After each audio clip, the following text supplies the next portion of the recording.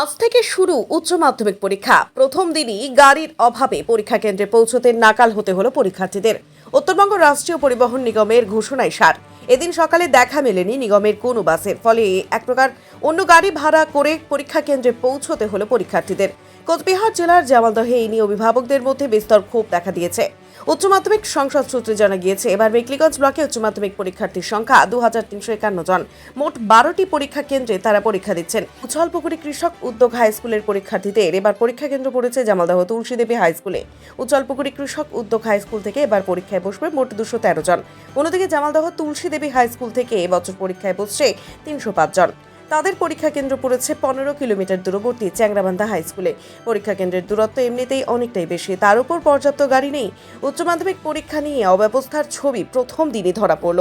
এদিকে শোলমারি হাই স্কুলে গিয়ে এবার পরীক্ষা দিচ্ছেন আলোকঝাড়ি হাই স্কুলের 52 জন এবং চৌরঙ্গি হাই স্কুলের 101 জন পরীক্ষার্থী। অপরদিকে শোলমারি হাই স্কুলের 162 জন পরীক্ষার্থী পরীক্ষা কেন্দ্র পড়েছে উছলপুকুরি কৃষক উদ্যোগ হাই স্কুলে। চ্যাংরাবান্ধা হাই স্কুলের 233 জন পরীক্ষার্থীর পরীক্ষার সেন্টার পড়েছে চৌরঙ্গি হাই স্কুলে। পরীক্ষা শুরু সকাল 9:45 চলবে দুপুর 1টা পর্যন্ত।